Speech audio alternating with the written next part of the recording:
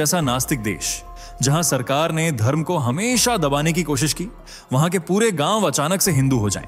क्या यह मजाक लगता है? लेकिन सच यही है, और इस सच को छुपाने की कोशिश आज खुद शी जिनपिंग की सरकार कर रही है। आपके दिमाग में पहला सवाल यही उठ रहा होगा, कैसे? आखिर क्या हुआ कि ड्रैगन की धरती पर भगवा झंडा लहराने लगा?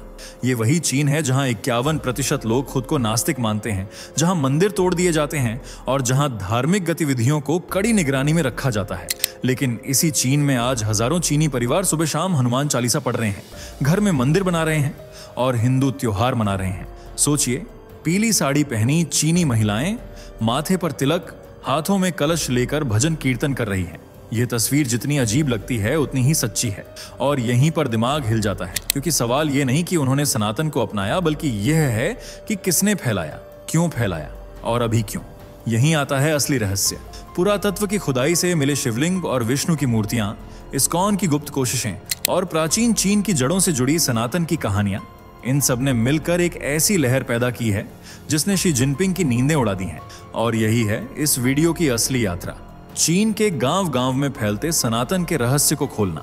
फटाफट कमेंट करके बताइए कि आप इस वीडियो को भारत के किस शहर या किस गांव से देख रहे हैं, ताकि हमें भी पता चल सके कि हमारी ये प्यारी सी आवाज देश के किन किन कोनों तक पहुंच रही है। और हाँ दोस्तों, चैनल को सब्सक्राइब करना बिल्कुल मत भूलिएगा, ताकि ऐसी ही ट्रेंडिंग न्यूज सबसे पहले आप तक पहुंचे।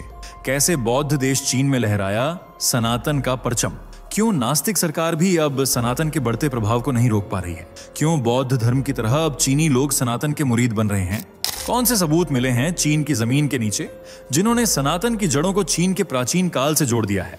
कौन है चीन में हिंदू धर्म फैलाने वाला? खुदाई में कौन सी देवी देवताओं की मूर्तियां मिली हैं? क्या है चीन का सनातन से संबंध? जानने के लिए वीडियो को आखिर तक देखना जरूरी है। सबसे पहले आप ये वीडियो क्लिप देखिए।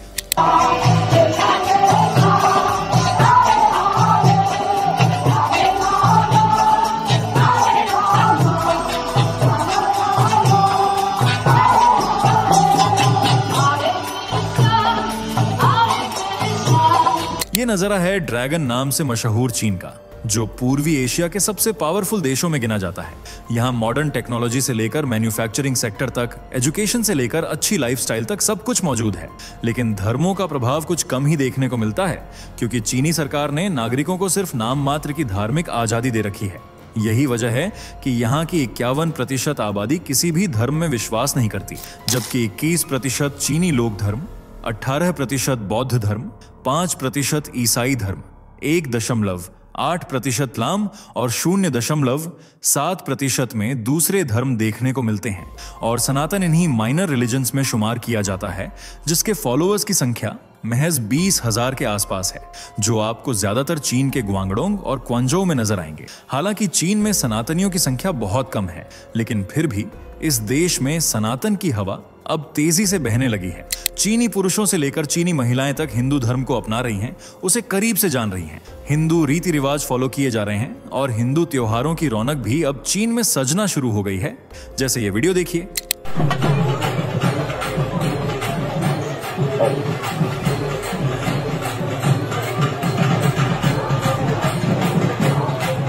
तन पर पीली साड़ी, माथे पर तिलक, गले में माला और सर पर कलश रखी हुई ये चीनी महिलाएं हिंदू कार्यक्रम में शामिल हुई हैं। यह तो सिर्फ सनातन के बढ़ते वर्चस्व की हल्की सी झलक है, जिसे देखकर पूरी दुनिया सन्न रह गई है, क्योंकि यह सब उस देश में हो रहा है जहां धर्मों को आगे बढ़ने की स्वतंत्रता बहुत कम ही मिलती है। लेकिन उसके बावजूद आज लोगों का रुझान सनातन की तरफ तेजी से बढ़ता जा रहा है, और इसकी सबसे बड़ी वजह है विचारों की ताकत। धर्म जब किसी के जीवन में घुल मिल जाता है तो व्यक्ति उसे फॉलो करने पर मजबूर हो जाता है, और सनातन तो वह धर्म है जो लोगों को अच्छाई, सच्चाई और शांति प्रदान करता है। यही वजह है कि आज चीन की उथल पुथल से भरी जिंदगी में लोग शांति पाने के लिए भगवत गीता, रामायण और हिंदू धार्मिक किताबों का पाठ कर रहे हैं, जो कि चीनी भाषा में ट्रांसलेट की गई हैं, वह भी इस्कॉन द्वारा।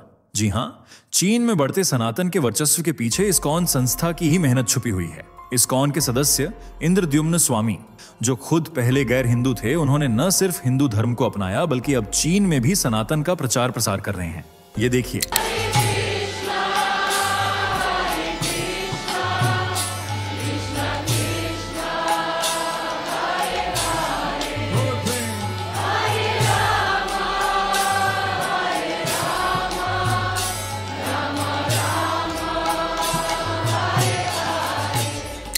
इस तरह ये चीनी लोगों को भजन कीर्तन के जरिए सनातन से जोड़ने और उसकी तरफ आकर्षित करने का काम करते हैं।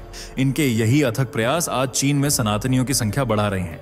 चीनी हिंदुओं के लिए तो ये उनके गुरु हैं, जिन्हें चीनी लोग मान सम्मान देते हैं। गांव गांव घूम घूम कर ये श्री कृष्ण के विचारों और सनातन धर्म का प्रचार करते हैं। इन्हीं विचारों से प्रभावित होकर कई चीनी परिवारों ने हिंदू धर्म को अपनाया है। जैसे आप इसे देखिए, ये चीनी परिवार पूरी तरह से सनातन की भक्ति में रम चुका है।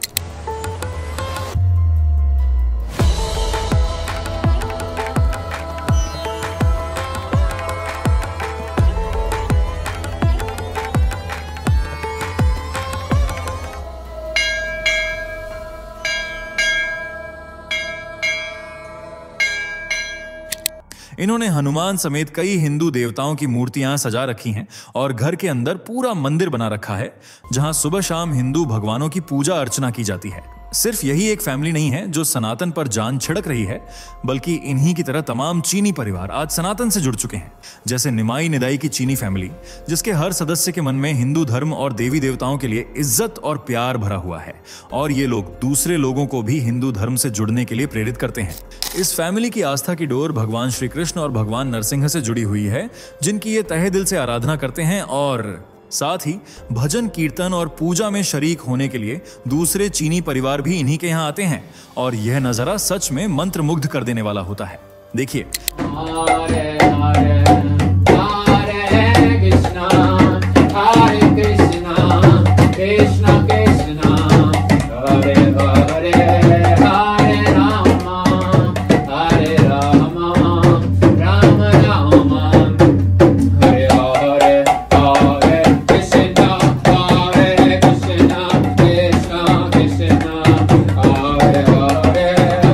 इस तरह छोटे छोटे ग्रुप्स सनातन की आस्था में लीन होकर भजनों और भक्ति गीतों पर झूमते रहते हैं, अपने आराध्य प्रभु को याद करते हैं, उनका नाम जपते हैं।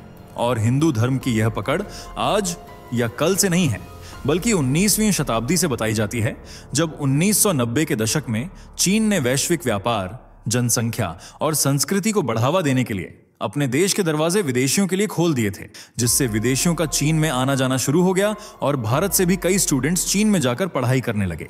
लेकिन उन्होंने अपने कल्चर और धर्म को नहीं छोड़ा, बल्कि अपनी संस्कृति को भी चीनी जमीन पर जिंदा रखा।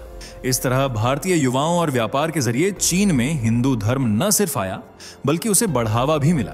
हालांकि बौद्ध धर्म के मुकाबले बड़े पैमाने पर नहीं फल फूला, लेकिन अब सनातन को पैर पसारने की पनाह मिलती जा रही है। और कुछ सबूत तो ऐसे भी मिले हैं जिनसे यह साबित करने की कोशिश की जा रही है कि सनातन और चीन का रिश्ता सदियों पुराना है। कुछ वक्त पहले मिले पुरातात्विक सबूतों को देखकर यह कहा जा रहा है कि पहले चीन में हिंदू धर्म का ही दबदबा था। सबूत के तौर पर आप ग्वांगझो शहर में जा सकते हैं, जो फुजियान प्रांत में बसा हुआ है। हाल ही में यहाँ एक शिलालेख मिला था जो चीनी और तमिल दोनों भाषाओं में लिखा हुआ था, और इसका अस्तित्व 1281 ईसा पूर्व का बताया जा रहा है, जिसे भगवान शिव को समर्पित किया गया था। और इसे एक शिव मंदिर से जोड़ा गया था जो दक्षिण भारतीय शैली में बनाया गया था, वह भी भारतीय व्यापारियों के इलाके में। यानी आप इससे अंदाजा लगा सकते हैं कि 12वीं ईस्वी में भी यहाँ हिंदू भगवानों को मानने वाले भक्त मौजूद थे। यानी हिंदू धर्म तब भी चीनी धरती पर विराजमान था। और ये तो सिर्फ एक सबूत है जो चीन का इतिहास सनातन से जोड़ने की कोशिश कर रहा है। इसके अलावा फुजियान प्रांत में ऐसे 300 से ज्यादा हिंदू मंदिर हैं जो हिंदू धर्म के दबदबे को दर्शाते हैं। इन मंदिरों में कई सारी हिंदू मूर्तियां तो मिली ही हैं, साथ ही मंदिर की संरचनाओं में चोल शैली का प्रभाव भी देखा गया है। इन मंदिरों में भोले भंडारी, भगवान गणेश, विष्णु जैसे कई देवताओं की मूर्तियां पाई गई हैं। ये मंदिर इस बात को जाहिर करते हैं कि चीन के प्राचीन काल में भी हिंदू संप्रदाय मौजूद था, जो वैष्णव और शैव संप्रदायों में विश्वास रखता था। ऐसे ही कई सबूत चीन के अलग अलग शहरों, राज्यों और प्रांतों में पुरातात्विक खुदाई में मिले हैं। जैसे शिन्नजियांग में स्थित किजिल गुफाएं, जहां भी हिंदू धर्म से जुड़े कई साक्ष्य बरामद हुए हैं। रेशम मार्ग पर बनी ये गुफाएं अपने आकर्षक भित्ति चित्रों, अलग अलग बौद्ध धर्म की कहानियों और बुद्ध की किंवदंतियों के लिए सुर्खियों में बनी रहती हैं। लेकिन इनकी चर्चा का सार है सनातन धर्म से जुड़े संकेत। दरअसल कुछ समय पहले इस गुफा में भगवान गणेश की एक नक्काशी मिली, जिसे जांचने के दौरान खुलासा हुआ कि यह 4वीं से 6वीं शताब्दी की है। इसी तरह शिनजियांग में मौजूद लोप नूर के पास रामायण का एक दृश्य देखने को मिलता है, जिसका अस्तित्व भी लगभग 4वीं शताब्दी का बताया जाता है। यहाँ की गुफाओं में भगवान शिव और भगवान विष्णु की फ्रेस्को पेंटिंग भी मिली है, जिन्हें भारत की गांधार शैली में तैयार किया गया था। फहुजियान में कैयुआन नाम का एक मंदिर भी है, जिसकी पहचान आज बौद्ध मंदिर के रूप में होती है। लेकिन अगर आप इसके इतिहास में झांक कर देखेंगे तो पूरी तरह से हिल जाएंगे, क्योंकि आज जो कैयुआन बौद्ध मंदिर के रूप में जाना जाता है वह पुराने समय में एक हिंदू मंदिर हुआ करता था। इसकी गवाही देते हैं मंदिर के पिलर्स, जो हिंदू नक्काशी में बने हुए हैं। इतना ही नहीं, मंदिर के पिलर्स पर कई देवी देवताओं के चित्र भी उकेरे गए हैं और उनकी कहानियां भी दर्शाई गई हैं। मंदिर के अलावा जब आप युंगांग गुफाओं की तरफ जाएंगे तो वहां भी आपको सनातन से जुड़े कई सबूत देखने को मिल जाएंगे। ये गुफाएं कई हिस्सों में बंटी हुई हैं और उन्हें अलग अलग नंबर भी दिए गए हैं, लेकिन आपको जाना है गुफा नंबर 9 और 7 में, जहां 5वीं शताब्दी में बनाई गई भगवान विष्णु की मूर्ति मिलती है। साथ ही भगवान भोलेनाथ को समर्पित कई नक्काशियां भी आपको सच बयां करती नजर आ जाएंगी। जैसे सनातन में 6 दर्शन होते हैं, न्याय, सांख्य, वैशेषिक, मीमांसा, वेदांत और योग। ठीक उसी तरह चीनी संस्कृति में भी 6 दर्शन पढ़ाए जाते हैं, जिन्हें चीनी लोग 6 स्कूल्स कहते हैं। यानी आज चाहे मंदिर हों, गुफाएं हों या हिंदू संस्कृति, चीन में हर चीज को बढ़ावा मिल रहा है। और तो और योग और मेडिटेशन का चलन भी बढ़ता जा रहा है, जिससे न सिर्फ मन शांत रहता है बल्कि शारीरिक स्वास्थ्य के लिए भी इन्हें अच्छा माना जाता है। यही कारण है कि चीनी आबादी योग को अपने जीवन का हिस्सा बना रही है और सनातन के उसूलों को जीवन में समाहित करती जा रही है। वैसे आपको क्या लगता है, क्या चीनी सरकार सनातन को आगे बढ़ने का मौका देगी? अपनी राय कमेंट में जरूर बताइएगा। अगर वीडियो आपको अच्छी नहीं बल्कि बहुत अच्छी लगी हो तो इसे प्यार देना मत भूलिएगा। वीडियो को लाइक और शेयर करके चैनल को सब्सक्राइब जरूर कीजिएगा और ऐसी ही मजेदार वीडियो देखते रहने के लिए बेल आइकॉन दबाना भी जरूरी है। दोस्तों, आपके स्क्रीन पर 2 और वीडियो दिख रही हैं, जिसे देखने के लिए आप स्क्रीन पर क्लिक करें। दोनों देखिएगा, बहुत अच्छी वीडियो बनी है।